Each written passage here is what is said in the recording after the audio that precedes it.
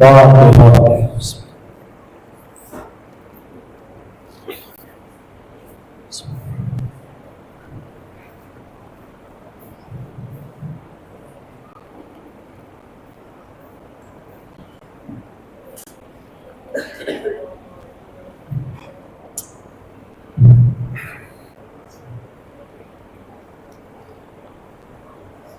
حول ولا قوة إلا بالله العلي العظيم. أعوذ بالله من الشيطان الرجيم. بسم الله الرحمن الرحيم. الحمد لله الذي هدانا لهذا وما كنا لنهتدي لولا أن هدانا الله. لقد جاءت رسل ربنا بالحق ثم الصلاة والسلام على مولانا صاحب الدعوة النبوية وصولة الحيدرية وحسمة الفاطمية وسنة الحسنية وشجاعة الحسينية وعبادة السجادية والمعاصر الباقرية والعلوم الجعفرية والعلوم القاسمية وحجة غزوية وجبات تقوية ونقابة النقبية وهيبة العسكرية وهيبة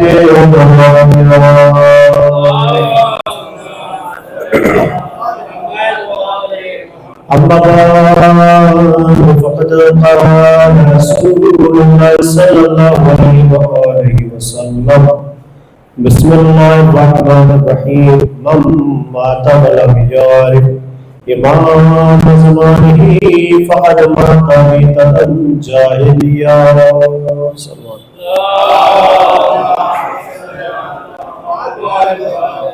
مومنین کرام، لائق صدر احترام، باتوں تعالیٰ نے امام مظلوم کربلا ماشاء اللہ سے جزاک اللہ سے مجلس سے ہو رہی ہے اور آپ مزادار میرے کرام مجلسوں میں شرکت کر رہے ہیں اور وقت کے امام کو ان کے جب تک فرصت پیش کر رہے ہیں. گنے چنے کچھ ایام بچے ہوئے ہیں، لہٰذا ہر مومن کی ہر بندہ کی خواہش ہے کہ جتنا ہو سکے وقت کے امام کو ان کے جب تک فرصت پیش کیا جائے. لہذا اسی سلسلے سے یہ شب تاریخ کا انعقاد کیا گیا ہے جو ہر سال شب تاریخ اہتمام کرتے ہیں. شب تاریخ کا جو آئے بھی آتی ہے وہ سب پیش کرتی ہے. لہذا شب تاریخ کا آغاز تلاوت حدیث کے ساتھ ذریعے سے ہو چکا ہے اور چونکہ وقت کے دوران میں ساتھ گنجائش بھی نہیں ہے.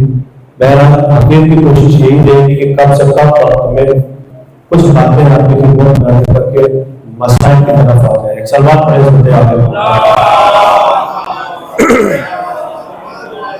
آپ کو بتانا ہے کہ تھوڑا سا سلوات آپ کے لیے ڈالا جائے اور کچھ ادھر عارف بھائی کا بھی ساتھ دیتے یہ اکیلے بیٹھے ہوئے. ایک سلوات پڑھے سنتے آگے.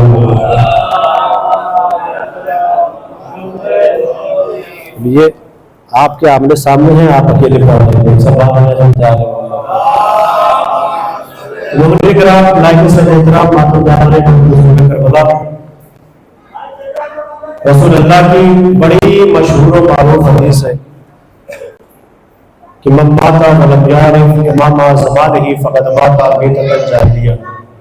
جو شخص اپنے زمانے کے امام کی معرفت کیے بغیر مر جائے تو اس کی موت جاہلیت کی موت ہے اور اس کا ٹھکانہ جہنم ہے.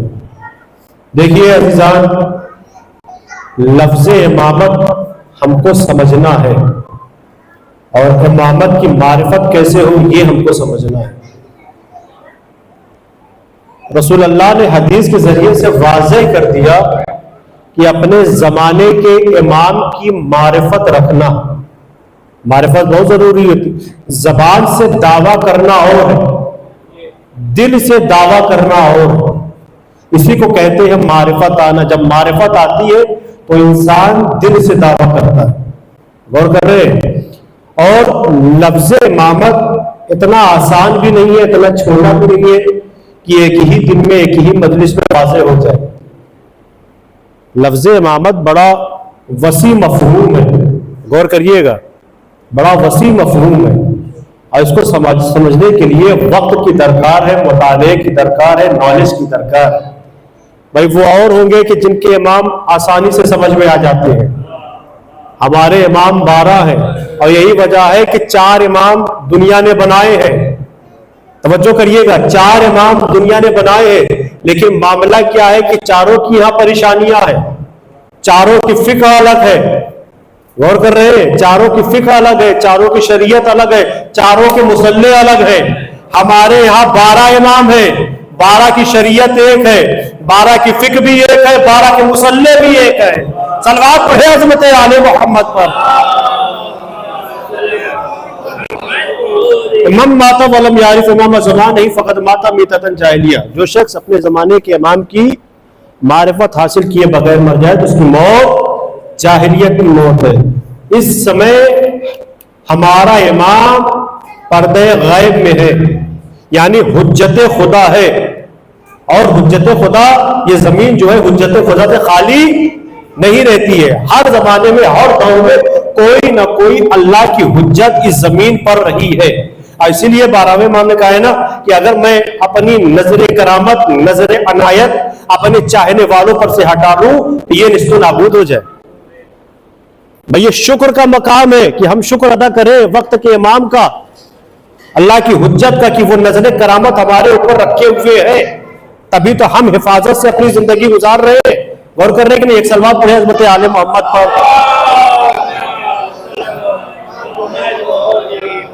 ایک اور سلوات پڑھے عظمت آل محمد پر. عزیزان محترم، لفظ امامت کو ہم کو سمجھنا ہے، اور اسی لیے ہمارے یہاں اصول دین ہے. یعنی دین کی اصل کیا ہے، دین کی جڑ کیا ہے. توجہ کریے گا، بیدار رہیے گا. تو تھوڑا سا بچے ہیں بات کرتے رہیں گے، اگر وہ بہتر ہے کہ تھوڑا سا باہر ہو جائے تو صحیح. ایک سلوات پڑھے عظمت آل محمد پر. آپ متوجہ رہے ہو، بچے آتے جاتے رہیں گے. تو دین کی جڑ کیا ہے، دین کی اصل کیا ہے، کس پر ہے؟ 5 پر ہے. اسی لیے ہمارے یہاں کہا جاتا ہے اصول دین کتنے ہیں؟ اصول دین یعنی دین کی جڑیں 5 ہیں. اول توحید، دوسرے عدل، تیسرے نبوت، چوتھے امامت، 5ویں قیامت. یعنی ان 5 میں امامت بھی ہے جو 4تھے نمبر پر ہے. غور کر رہے ہیں، 4تھے نمبر پر کیا ہے؟ امامت ہے. غور کریے گا، پہلے ہم کو سمجھنا ہے پہلے اسٹیج پر کیا ہے؟ توحید. توحید یعنی اللہ کی وحدانیت کا اقرار کرنا. اللہ کی وحدانیت یعنی مانو کہ وہ ایک ہے. اسی لیے کہا جاتا ہے نا جب کلمہ پڑھتے ہیں لا الہ الا اللہ، یعنی کوئی خدا نہیں سوائے اس کے. یعنی پہلے سارے خداؤں کا، یعنی جتنے بت تھے جو دنیاوی خدا تھے جو لوگوں نے بنا لیا، پہلے اس کا انکار کرو پھر اس کا اقرار کرو. اس لیے توحید ہے. اس کے بعد کیا ہے؟ عدل، یعنی اس کی عدالت میں شعور ہے.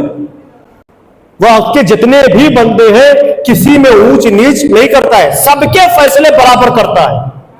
غور کر رہے، یہ تو دنیاوی معاملہ ہے کہ اگر کسی کے پاس کوئی فیصلہ چلا جائے تو فلاں بھائی ہے ہمارے جان پہچان والے ہیں تو چلو ان کو تھوڑا سا آگے کر دو، یہ ہماری جان پہچان والے نہیں، ان کا معاملہ کم ہے تھوڑا ان کو نیچے کر دو. لیکن یہ اس کے یہاں نہیں ہے.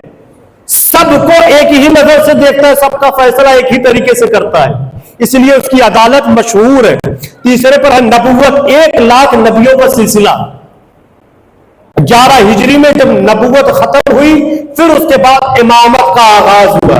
اب جب بات آ گئی تو تھوڑا سا جگانے کے لیے آپ کو بول دوں کہ 2013 میں ایک نیوز آئی تھی امیر بھائی، 2013 میں ایک نیوز آئی تھی، پرلے آ رہا ہے، پرلے آ رہا ہے، پرلے آ رہا ہے. ارے قیامت آنے والی، قیامت آنے والی، قیامت آنے والی ہے.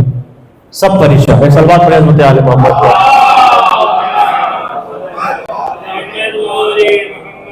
متوجہ رہیے گا، 2013 میں سائنس نے یہ نیوز پھیلا دی تھی کہ قیامت آنے والی ہے، ہم نے پتہ کر لیا ہے.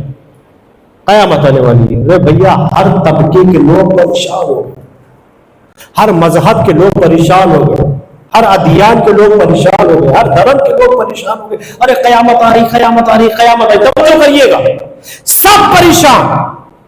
کتنے تو ایسے تھے جوان جو پریشان تھے، کہہ رہے تھے کہ ابھی ہماری شادی نہیں ہوئی۔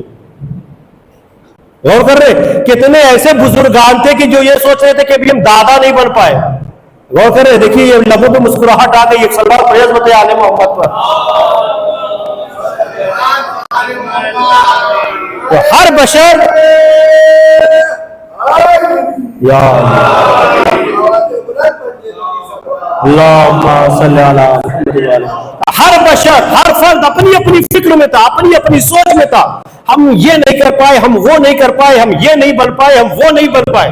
توجہ کریے گا، کیوں؟ اس لیے کہ سائنس نے کہا ہے، اور سائنس کا کہا ہوا کبھی غلط نہیں ہوتا ہے، یہ ان کی اپنی فکر تھی۔ بھائی ابھی کورونا آیا تھا، بہت نزدیک سے دیکھا ہے سب نے کورونا کو، اتنا خطرناک تھا کورونا۔ ایسے ہی جو ہے وہ خبر آئی تھی پرلے والی، قیامت والی۔ اچھا جب کورونا آیا تھا، کچھ بھی ہو، لیکن اس نے ایک میسج دے دیا تھا، جو خدا سے دور تھا نا وہ بھی نزدیک ہو گیا تھا کورونا کے زمانے میں۔ ایک سال بعد پڑھے نا حضرت آل محمد پر۔ بہرحال سب پریشان، سارے دین والے پریشان، سارے مذہب والے پریشان، ہر کاسٹ، ہر دھرم کے لوگ پریشان تھے کہ قیامت آنے والی ہے۔ لیکن ایک طبقہ تھا، ایک قوم تھی کہ جو پریشان نہ تھی۔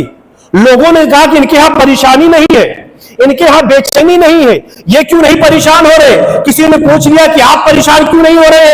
اس لیے کہ امریکہ نے بول دیا، سائنس نے بول دیا ہے کہ قیامت آنے والی ہے، آپ کیوں نہیں پریشان ہو رہے؟ ہم نے کہا ہم کیوں پریشان رہے؟ پریشان رہو تم، خاصا بیدار رہے، پریشان رہو تم۔ کہا کیوں ہم پریشان رہے؟ ہم نے کہا یہ بتاؤ کہ تمہارے یہاں اصول دین کتنے ہیں؟ اول توحید، کہنے لگے بڑی شان سے، اول توحید، دوسرے عدل، تیسرے نبوت، چوتھے قیامت، یہ ان کا اصول دین ہے۔ چوتھے نمبر پر قیامت کو رکھ دیا، اور اس کے بعد تیسرے نمبر پر نبوت کو رکھ دیا۔ ہم نے کہا بھیا آپ نے نبوت کے بعد قیامت کو تسلیم کر لیا، تو قیامت آپ کے لیے ہر موڑ پر، ہر منزل پر کھڑی ہے۔ ارے 11 ہجری میں رسول اللہ کے جانے کے بعد ہر موڑ پر، ہر منزل پر قیامت کھڑی ہے آپ کے لیے۔ اچھا کہنے لگے آپ کیوں نہیں ڈرتے؟ ہم نے کہا ہم اس لیے نہیں ڈرتے، ہم نبوت اور قیامت کے درمیان امامت کے بہترین رشتے کو مانتے ہیں، اس لیے کہ ہمارا پہلا جب تک نہ کہہ دے سورج غروب نہیں ہو سکتا، ہمارا آخر جب نہ کہہ دے قیامت نہیں آ سکتی ہے۔ صلوات پڑھے حضرت آل محمد پر۔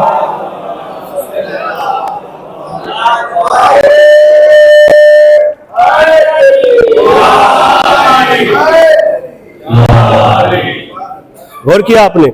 اسی لیے اپنے ہاں ہے، اسی لیے یہ حدیث میں نے آپ کے سامنے تلاوت فرمائی ہے کہ من مات ولم یعرف امام زمانہ فقد مات میتۃ جاہلیہ، جو شخص اپنے زمانے کے امام کی معرفت کیے بغیر مر جائے تو اس کی موت جاہلیت کی موت ہے۔ امام معلوم ہے کون ہوتا ہے؟ امام وہ ہوتا ہے جو لوگوں کی ہدایت کرے، امام وہ ہوتا ہے کہ جو لوگوں کی نجات کرے۔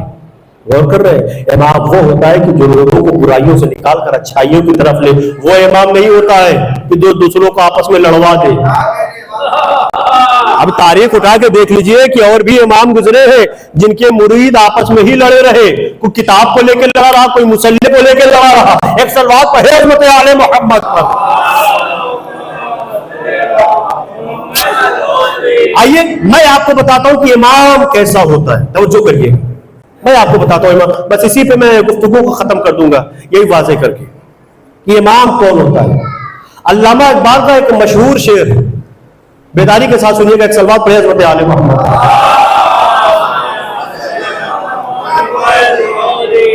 توجہ چاہوں گا، برادران متوجہ رہیں گے آپ۔ علامہ اقبال کا ایک مشہور شعر ہے کہ اسلام کے دامن میں، اسلام کے دامن میں بس اس کے سوا کیا ہے؟ ایک ضرب ید اللہی، ایک سجدہ شبیری۔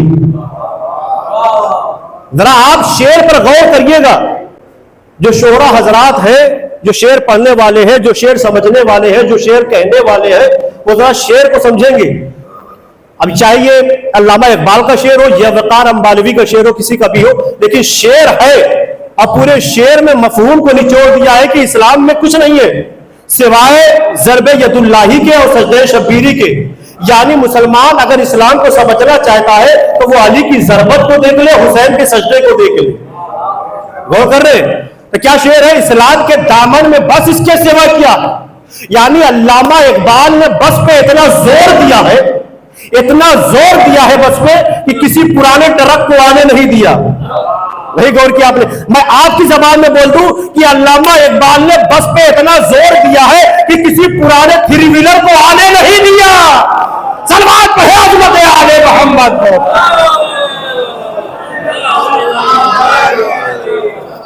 غور کیا آپ نے؟ بس پہ یعنی بس یہی دو چیز ہے، اس کے علاوہ اور کچھ نہیں ہے.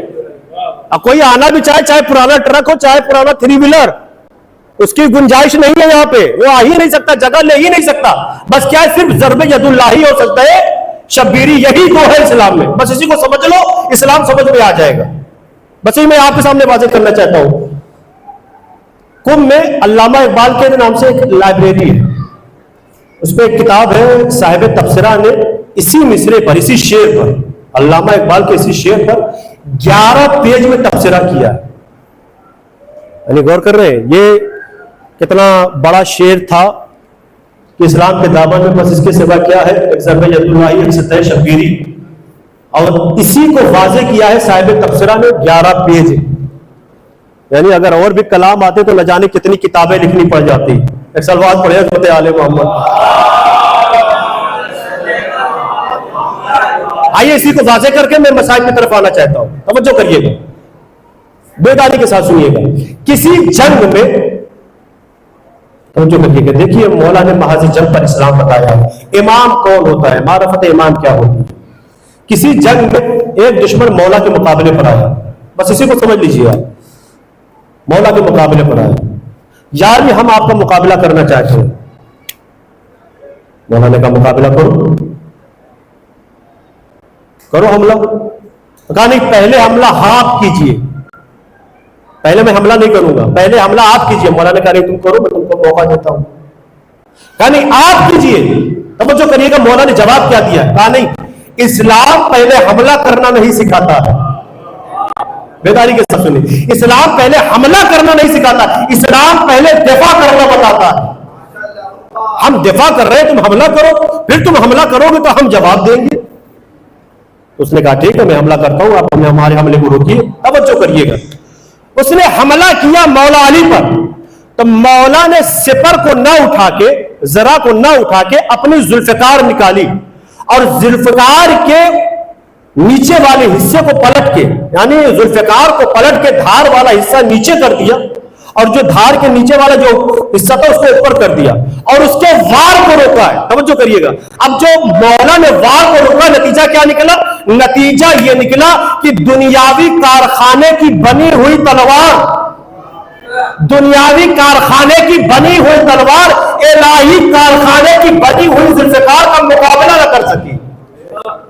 اب مقابلہ نہ کر سکی مطلب کیا ہوا؟ مطلب یہ ہوا، رزلٹ یہ نکلا کہ تلوار اس کی 2 حصوں میں ٹوٹ گئی، تقسیم ہو گئی. جب تقسیم ہوئی تو اب سمجھا کہ تلوار تو ہماری ٹوٹ گئی، اب تو علی حملہ کر دیں گے. توجہ کریے گا، دیکھیے مولا نے اسلام بتایا ہے. یہ آل محمد ہوتے ہیں، یہ امام ہوتا ہے کہ جو ہر محل پر، ہر موقع پر اسلام کو بتاتا ہے. اب یہ سمجھا کہ ہماری اب تو چھٹی ہو جائے گی یہاں سے، اب علی کی تلوار چلے گی، ہم ختم ہو جائیں گے. لیکن نہیں، جب کچھ لمحہ گزر گیا، مولا نے حملہ نہیں کیا نا، تو اس کو اندر سے حوصلہ ملا. توجہ کریے، اس کو اندر سے حوصلہ ملا. مولا نے کیوں حملہ نہیں کیا؟ اس لیے کہ مولا نہتے پر حملہ نہیں کرتا. آپ تاریخ اٹھا کے دیکھ لیجیے مولا علی کی، کبھی نہتے پر مولا نے حملہ نہیں کیا ہے، کبھی بھاگنے والوں پر مولا نے حملہ نہیں کیا ہے، کبھی پشت سے مولا نے حملہ نہیں کیا ہے. سلوات پڑھیں عظمت آل محمد. توجہ کریے گا، تو جب اس کا حوصلہ بڑھا تو اس نے ہکلاتے ہوئے مولا کی تعریف کی. یعنی بات کو وہ گھما رہا تھا، ڈائیورٹ کرنا چاہ رہا تھا مولا کے ذہن کو کہ علی حملہ نہ کرنے پائے. چونکہ ہماری تلوار ٹوٹ گئی, علی کے پاس تلوار ہے, اب علی حملہ کریں گے تو ہمارے پاس بچاؤ کا کوئی راستہ نہیں ہے. تو اس نے اپنی باتوں کے ذریعے سے ڈائیورٹ کر دیا کہ یا علی, آپ کی اور آپ کی خاندانی سخاوت کے چرچے ہم نے سنے. توجہ کریں گے, آپ کی اور آپ کی خاندانی سخاوت کے چرچے ہم نے سنے. مولا نے کہا صرف سنا ہے یا یقین ہے؟ اس نے کہا نہیں, آج تک تو سنا تھا, اب یقین ہو جائے گا. بیداری کے ساتھ جملے کو سنبھال لیجیے گا. آج تک سنا تھا, اب یقین ہو جائے گا. مولا نے کہا وہ کیسے؟ کہا اپنی تلوار میرے حوالے کر دو, اپنی تلوار میرے حوالے کر دو. مولا نے تلوار سے پہلے ایک جملہ کا, توجہ کریے گا, ایک جملہ کا مولا نے کہا محاذ جنگ پر اگر ہاتھ پھیلایا تھا تو زندگی کی بھیک مانگ لیتا. محاذ جنگ پر اگر ہاتھ پھیلایا تھا تو زندگی کی بھیک مانگ لیتا.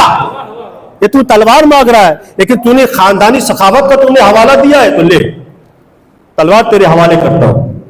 اب تلوار پایا نا تو ابھی تو ہکلا رہا تھا, اب تقریر کرنے لگا. ایک سلوات پڑھے حضرت آل محمد. توجہ کریے گا برادران, توجہ کریں گے. تو جب تلوار اس کے ہاتھ میں آئی تو اب اس کا حوصلہ اور زیادہ بڑھ گیا, اب تقریر کرنے لگا. اب کیا کہہ رہے ہیں معلوم ہے؟ دیکھیے یہ جملہ ہم لوگ اپنے مولا کے لیے استعمال نہیں کر سکتے, لیکن چونکہ اس نے کہا ہے تو آپ کے سامنے رکھ رہا ہوں. اب جب تلوار اس کے ہاتھ میں آ گئی تو کیا کہہ رہا ہے؟ یا علی کچھ بھی ہو, یا علی, مولا کا اسلام دیکھیے, یا علی کچھ بھی ہو, جنگ کے معاملے میں آپ کچے ہیں. کون کہہ رہا ہے؟ وہ کہہ رہا ہے جنگ کے معاملے میں آپ کچے. مولا نے کہا وہ کیسے؟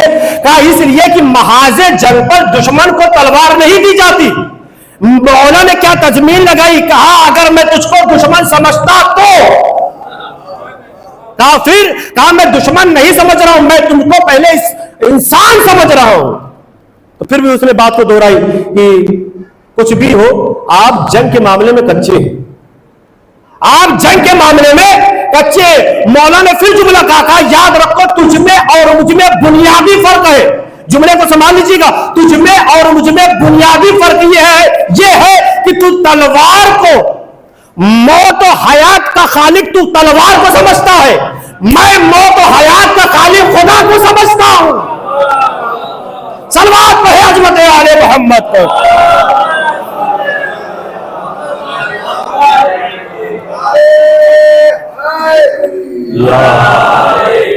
تجھ میں اور مجھ میں بنیادی فرق یہی ہے کہ تم موت و حیات کا خالق کس کو سمجھ رہا ہے؟ تلوار کو سمجھ رہا ہے. میں موت و حیات کا خالق کس کو سمجھ رہا ہوں؟ خدا کو سمجھ رہا ہوں.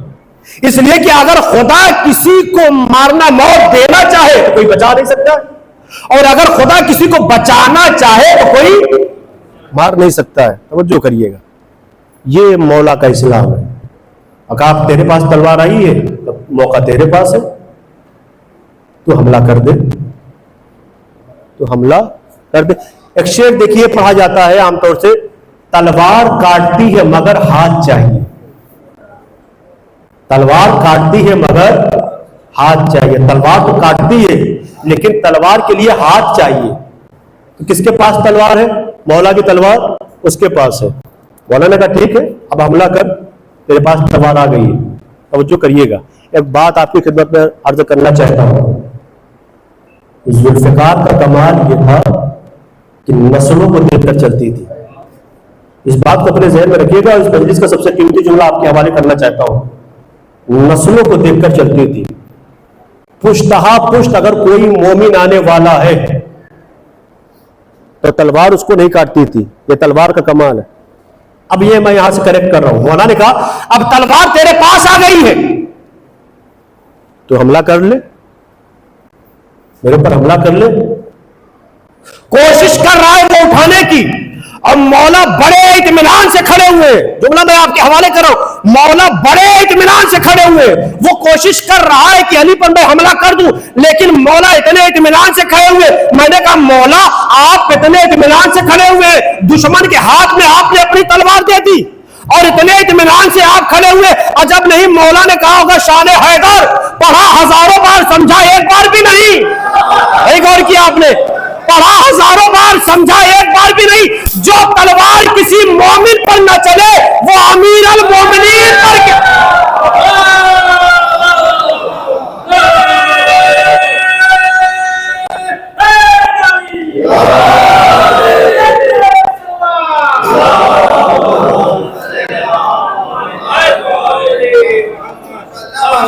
और किया आपने। तो इसीलिए तो इत्मीनान से खड़े थे मौला, इसलिए नस्लों को देखकर चलती थी तलवार कि किस नस्ल में कौन सा मोमिन आने वाला है। तो जो तलवार किसी मोमिन पर ना चले तो अमीरुल मोमिनीन तो सामने खड़ा है। और जो करिए, तो बड़ी कोशिश किया उसने, लेकिन तलवार नहीं चली। किसी मजलिस में अक्सर जो जाकिरीन पढ़ के जाते हैं कि एक शख्स आया मौला के पास, ए अली ये तुम्हारा कमाल नहीं, तुम्हारी तलवार का कमाल है, तुम अपनी तलवार हमारे हाथ में, तो फिर देखो हम भी वैसा कमाल दिखाते हैं। मौला ने कहा लो, अब जब तलवार उसके हाथ में है तो वो उठा नहीं पाया। ये वही मरहला था जो मैंने आपके सामने पूरी डिटेल्स रखी है। जब तलवार नहीं उठा पाया तो वो शेर पढ़ दीजिए, तलवार काटती है मगर हाथ चाहिए। जरूरत जब शेर याद रखता हूं, ज्यादा शेर नहीं याद रखता है। तलवार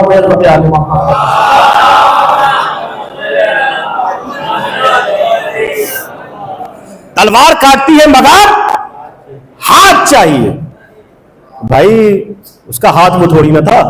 अब जब उसने देखा कि तलवार नहीं उठ रही है और हरकत भी नहीं कर पा रहा है, तलवार को जुम्बिश भी नहीं दे पा रहा है, हिला भी नहीं पा रहा है, उसने कहा कि ये आपकी तलवार आपको मुबारक हो।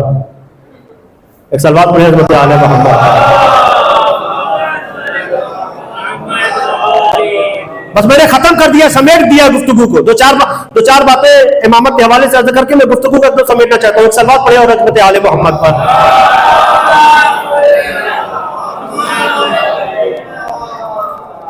तो नतीजा क्या हुआ कि तलवार उसने वापस कर दी मौला को। देखिए ये महाद जंग पर अली सलाम बता रहे हैं। इमाम कौन होता है? इमाम हिदायत के लिए आता है, इमाम निजात के लिए आता है। तवज्जो कर रहे हैं? सारा निचोड़ इस जुमले में मैंने रख दिया है। मौला के हवाले कर दिया, मौला की तलवार को नहीं चला। मौला ने कहा ठीक है, चूंकि तूने खानदानी सखावत का हवाला दिया है, चूंकि तुमने खानदानी सखावत का हवाला दिया है, तो ठीक है, मैं तुझे एक मौका देता हूं, जा तलवार लेकर आ, अब मेरा मुकाबला कर। इसलिए कि अली निहत्ते पर हमला नहीं करता है। जा, एक मौका दे रहा हूं, जा तलवार लेकर आ और मेरा मुकाबला कर। अभी तक तो मौला बोल रहे थे, अब वो बोल रहा है। और उसने क्या बोला वो सुनिएगा। कहा या अली जहां जाना था चला गया। थोड़ा सा बेदार हो जाए आखिरी जुमले पर। जहां जाना था चला गया, जहां आना था आ गया। अब ना कहीं जाना है ना तलवार लाना है। मौला ने कहा क्यों? कहा आप मुझे कलमा पढ़ा दीजिए। भाई देख रहा था ना, वो पैर पे चीजों को देख रहा था, मुलाहिजा कर रहा था कि अली का इस्लाम क्या है। ये चाहते तो मुझे मार देते, लेकिन अली ने मौका दिया है। कहा मुझे कलमा पढ़ा दीजिए। मौला ने कहा मैंने तुझे कलमा पढ़ने की दावत नहीं दी है। थोड़ा सा बेदारी के साथ सुनिए, मैंने तुझे कलमा पढ़ने की दावत नहीं दी है। मैंने तुझसे कहा कि जा तलवार लेकर आ, मेरा मुकाबला कर। अब वो क्या कहता है कि मैं तलवार लेकर नहीं आऊंगा, मुझे कलमा पढ़ा दीजिए, इसलिए कि आज मुझे पता चल गया। कहा क्या पता चल गया? कहा मुझे पता चल गया कि तलवार चलाकर इस्लाम फैलाने वाले और है, तलवार देकर इस्लाम फैलाने वाला एक है, और उसका नाम अली इब्न अबी तालिब है। तलवार पर अज़मत आले मोहम्मद। एक और सवाल।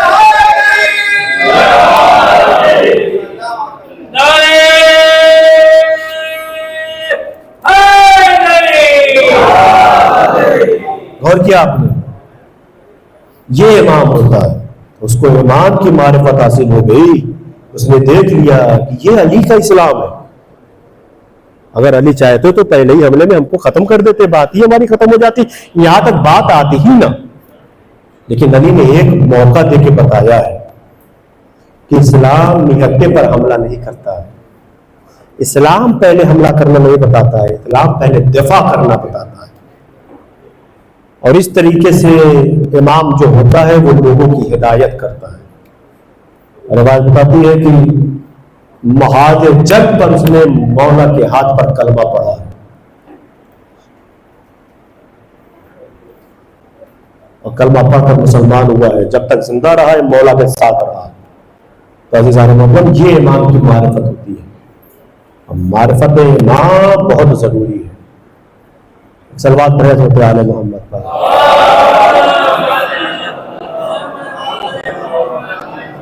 मारिफत इमाम बहुत जरूरी है। ज़बानी दावे करना और है, दिल से दावा करना और है। इसलिए मैंने कहा कि जब मारिफत होगी तब इंसान दिल से दावा करेगा कि हाँ हम चाहने वाले हैं। गौर कर रहे हैं? वरना बहुत सी मिसालें हैं और बहुत सी दलीलें हैं। हारून मक्की को कौन फरामोश कर सकता है? एक ही बार मौला ने कहा था कि तंदूर में कूद जाओ, कूद गए। ये सारी चीजें हैं। एक आखिरी बात में मसाइब पर आ जाऊं, चूंकि मेरा वक्त भी धीरे धीरे करीब हो रहा है। सलवात पढ़े।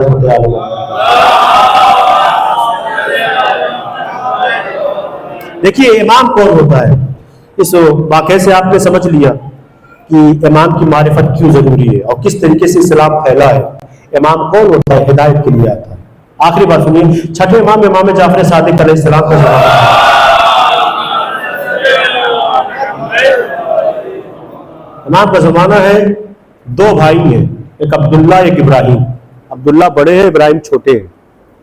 गौर करिएगा, बड़ी तवज्जो चाहूंगा। अब्दुल्ला बड़े, इब्राहिम छोटे हैं। एक दिन इब्राहिम छठे इमाम की खिदमत में आए, सलाम किया। मौला ने सलाम में जवाब दिया, इब्राहिम क्या हाल है तुम्हारे बड़े भाई का, क्या अहवाल है तुम्हारे बड़े भाई का? तो इब्राहिम ने कहा, मौला उनका अहवाल लेके क्या करेंगे? तवज्जो करिएगा, देखिए इमाम की मारिफत कैसे होती है। अहवाल लेके क्या करेंगे? हमा वक्त मुसल्ले इबादत पर रहते हैं, हमा वक्त तस्बीह और तहलील में रहते हैं, लेकिन मौला ऐसी इबादत का फायदा क्या, ऐसी नमाज का फायदा क्या? कहा क्यों? कहा इसलिए कि वो आपको अपना इमाम तस्लीम नहीं करते। दो भाई हैं, एक इमाम को इमाम तस्लीम कर रहा है और एक जो है बड़ा भाई जो है इमाम को इमाम तस्लीम नहीं कर रहा है। मौला ने कहा ठीक है, अब यहां से तुम जाओगे अपने घर तो अपने भाई से एक सवाल कर लेना। मौला क्या सवाल कर लेना? एक सवाल कर लेना कि तुम्हारा तकवा, तुम्हारी इबादत उस वक्त कहां थी जब तुम शबे नहरे बल्ख पे थे। शबे नहरे बल्ख तुम्हारा तकवा, तुम्हारी इबादत कहां चली गई थी?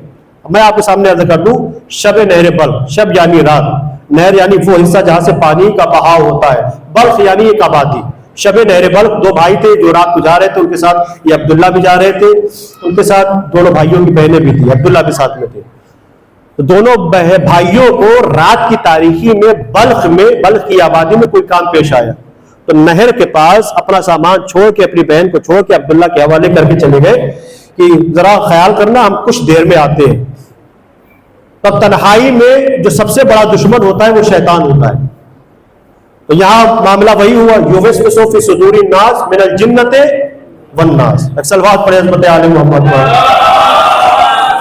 भाई सूरह नास का ये आखिरी वाला फिक्रा है, युवस्विसु फी सुदूरिन नास मिनल जिन्नति वन नास। इसके आगे हद अदब है, बाकी आप बेहतर जानते हैं। तो मौला ने वही चीज को रिपीट किया कि जाके अपने भाई से पूछना कि जो आज इतना तकवा, इतनी इबादत, इतनी नमाज पढ़ रहे हो, मुसल्ले इबादत पर रहते हो, तो शबे नहरे वक्त तुम्हारा तकवा कहां चला गया था? आज तक तुमने उसकी माफी भी नहीं मांगी खुदा से। इब्राहिम घर में आए, अब्दुल्ला मुसल्ले इबादत से खड़े हुए, मुसल्ले को लपेट कर रखा। इब्राहिम ने फौरन सवाल कर लिया, भैया ये बताइए कि आप शबे नहरे बल्ख क्या करने गए थे? देखिए इमाम तस्लीम नहीं कर रहा है, मौला ने सवाल इसलिए किया, मौला का सवाल करने का मतलब यह था कि मौला ने अब्दुल्ला के जमीर को झिझोड़ा। इमाम वही होता है कि जो लोगों को बेदार करे। मौला ने जमीर को झिझोड़ा। इब्राहिम ने पूछ लिया, भैया आप शबे नहरे बल्ख क्या करने गए थे? आप फटी रह गई, शबे नहरे बल्ख कहां? अब्दुल्ला ने कहा, तुमको कैसे पता चला कि मैं शबे नहरे बल्ख गया था? अब्दुल्ला ये समझ रहे थे या तो इसका राज मुझे पता या खुदा को पता, तीसरे किसी को नहीं पता है। कहा तुमको कैसे मालूम कि मैं शबे नहरे पर गया था? तो इब्राहिम ने कहा, मैं अभी उसके पास से आ रहा हूं जिसको तुम अपना इमाम तस्लीम नहीं करते। थोड़ा सा बेदार हो जाए, जिसको तुम अपना इमाम तस्लीम नहीं करते। जैसे ही अब्दुल्ला को पता चला, रिवायत में बताती है कि नंगे पैर थे, اپنے گھر سے اسی حالت میں نکلے اور مولا کے قدموں پر آ کے گر گئے. مولا گستاخی معاف ہو, مولا معافی معاف ہو. مولا نے بازوؤں کو پکڑ کے اٹھایا اور کہا کہ یاد رکھو معافی مانگنا ہے تو اس سے مانگو, اس لیے کہ وہ کریم ہے, وہ غفور ہے, وہ جلدی معاف کر دینے والا ہے, وہ جلدی کرم کر دینے والا ہے, وہ ستار العیوب ہے, وہ لوگوں کو عیبوں کو چھپانے والا ہے. معافی مانگی. آخری جملہ مجلس کا حوالے کر کے اپنے مسائل کی طرف جانا چاہتا ہوں. عبداللہ نے کہا مولا اب مجھے پتا چل گیا. توجہ کریے گا, کیا پتا چل گیا؟ مولا مجھے پتا چل گیا لوگوں کا بنایا ہوا خلیفہ اور ہوتا ہے, لوگوں کا بنایا ہوا خلیفہ اور ہوتا ہے, اللہ کا بھیجا ہوا نمائندہ اور ہوتا ہے. صلوات پڑھے عظمت آل محمد.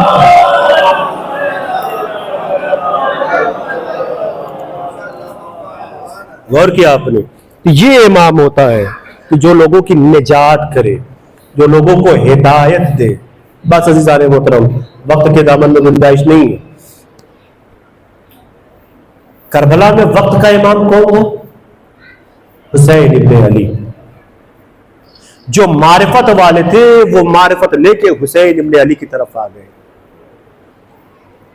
زہر قین, بہر, سعید, مسلم ابن اوفجا, حبیب ابن مظاہر, سب نے سمجھ لیا کہ ہمارا امام, ہمارا پیشوا, ہمارا رہبر, ہمارا لیڈر, ہمارا رہنما اگر کوئی ہے تو وہ حسین ابن علی ہے. لہذا جہاں حسین ابن علی ہے وہی حق ہے, جہاں حسین ابن علی ہے وہی جنت ہے. یہ امام ہوتا ہے جو لوگوں کو معرفت دلا, لوگوں کی ہدایت کرے. بعض ادارہ امام مظلوم کربلا شب بیداری کا اہتمام رات بھر آپ پرسہ پیش کریں گے. کس کی مناسبت سے؟ اس کی مناسبت سے جو اپنے بابا کی لاڈلی تھی, جو اپنے بابا کی چہیتی تھی, جس کا نام تاریخ میں سکینہ کے نام سے یاد ہے. بس رونے کے لیے آمادہ ہو گئے, دو چار فکر مسائل کی سماعت فرمانے, رونے کے لیے یہی کافی ہوگا. وقت کے امام کو آپ پرسہ پیش کر دیجیے. رونے کے لیے یہی جملہ کافی ہے کہ سکینہ کی عمر کم ہے, سفر زیادہ ہے. سکینہ کی عمر کم ہے, مصیبت زیادہ ہے, ظلم زیادہ ہے. 4 سالہ بچی پر کیسے کیسے ظلم اٹھائے گئے, کیسے کیسے امتحان لیے گئے. کبھی اونٹ کی ننگی پشت پر امتحان لیا گیا, کبھی کوفے کے بازار میں ظلم کیا گیا, کبھی کوفے کے دربار میں ظلم کیا گیا, کبھی بازار شام میں. اس لیے شام کو یاد کر کے مولا نے, سید سجاد نے 3 بار یہی کہا تھا, شام شام شام. کبھی دربار شام میں. اب معلوم ہے دربار شام میں کیا ہوا تھا؟ جب یزید ملعون ہر ایک بیوی کے بارے میں پوچھ رہا تھا, یہ کون ہے, یہ کون ہے, یہ کون ہے. کہنے والا کہتا تھا حاضر زینب, یہ زینب. حاضر ام کلثوم, یہ کلثوم ہے. یہ فضا اس گھر کی کنیز ہے. جب یزید کی نظر 4 سالہ بچی پر پڑی نا, کہا یہ کون ہے؟ کہا یہ حسین کی چہیتی بیٹی سکینہ ہے. کہا اچھا یہ وہی سکینہ ہے جس سے حسین بہت پیار کرتے تھے. کسی نے کہا ہاں یہ وہی سکینہ ہے. وہ یزید جناب سکینہ کی طرف مخاطب ہوا اور کہنے لگا, اے سکینہ میں نے سنا ہے کہ تمہارے بابا تم سے بہت پیار کرتے تھے. کہا ہاں میرا بابا مجھ سے بہت پیار کرتا تھا. ارے میں بھی اپنے بابا سے بہت پیار کرتی تھی.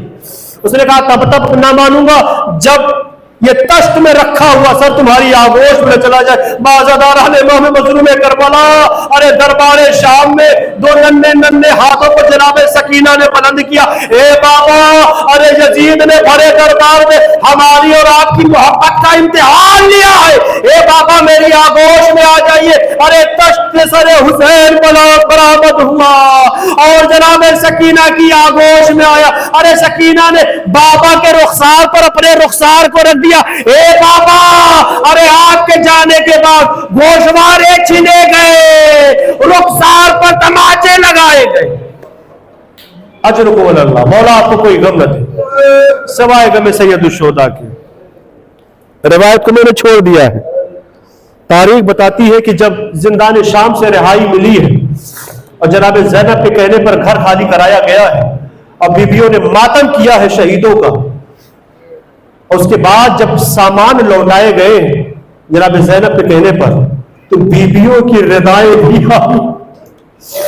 ہر بیوی نے اپنی اپنی رضا کو سنبھالا، ایک چھوٹی سی ننھی سی رضا رہ گئی۔ جناب زینب سمجھ گئی یہ کسی اور کی نہیں، یہ سکینہ کی رضا ہے۔ ارے رضا کو اٹھائی، قبر سکینہ پر آئی اور قبر سکینہ پر رضا کو رکھ کے کہا اے سکینہ، ارے رہائی مل گئی ہے، سب وطن کو جا رہے ہیں، اے بیٹی سکینہ کیا وطن نہ جاؤ گی؟ اجرکم اللہ۔ مولا آپ کو کوئی غم نہ دے سوائے کہ میں سید الشہداء کی۔ بس ختم کیا، آخری دو جملے سنے واپسی کے۔ اہل حرم مدینہ آ گئے،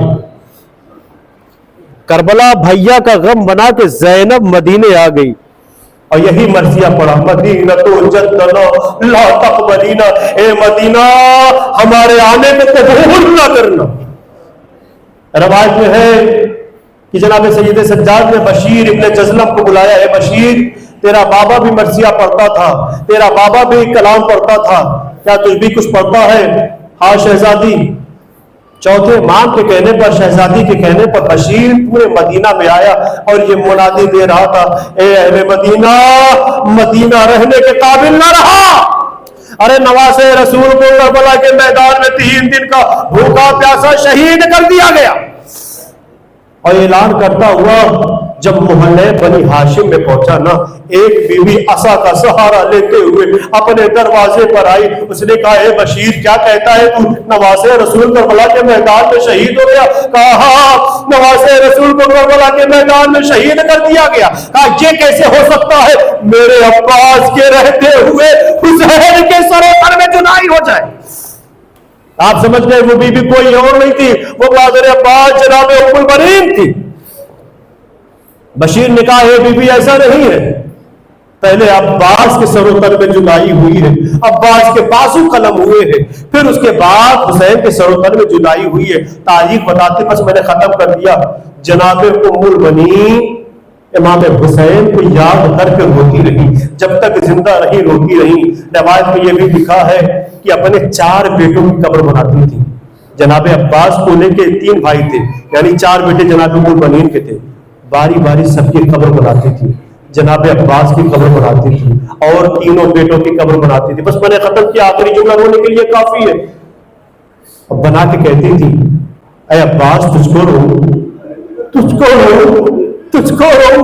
4 بیٹوں سے مخاطب ہو کے قبر کی طرف یہ کہتی تھی بنانے کے بعد تم کو رو، تم کو رو، تم کو رو۔ اس کے بعد قبر کو مٹا کے کہتی تھی میں تم 4 میں سے کسی پر نہ روؤں گی، ارے میں اس کو روؤں گی جو نواسہ رسول تھا، جو زہرا کا لال تھا۔ ارے کربلا کے میدان میں کوئی رونے والا نہ تھا، آئے اس حسین غریب کو رولا رولا کے شہید کیا گیا۔ اس لیے زیارت ناہیہ میں وقت کا امام کہتا ہے سلام ہو میرا اس جگ پر، ارے جس کو کربلا کے میدان میں رولا رولا کے شہید کیا گیا۔ انا للہ و انا الیہ راجعون۔ رضا بقضائہ و تسلیما لامرہ، الا لعنۃ اللہ علی القوم الظالمین، سیعلم الذین ظلموا ای منقلب ینقلبون۔ بارے اللہ بہن کو والے محمد مختصر سی عبادت کو قبول فرما، ہمارے گناہ کبیرہ صغیرہ کو معاف فرما، جو پریشان حال ان کی پریشانیوں کو دور فرما، جو بیمار ان کو شفاء کاملہ و عاجلہ عطا فرما۔ بارے اللہ بہن کو والے محمد حاضرین کی دلی حاجات کو پورا فرما، دل خواہشات کو قبول فرما۔ بارے اللہ بہن کو والے محمد علماء قبر اکرام کی حفاظت فرما۔ بارے اللہ بہن کو والے محمد جہاں جہاں شیعہ نے حیدر کرار پر خصوص پارا چڑھا میں جو شیعوں پر مظالم ہوئے ہیں ان سب کی حفاظت فرما، دشمنان اسلام کو اس پر نابود فرما۔ بارے اللہ بہن کے محمد والے محمد روضہ مقدسات کی حفاظت فرما۔ بارے اللہ بہن کے محمد والے محمد منتقم خور حسین حضرت حجت علیہ السلام کی ظہور میں تعجیل فرما، ہم سب کو کے آباء و شمار فرما۔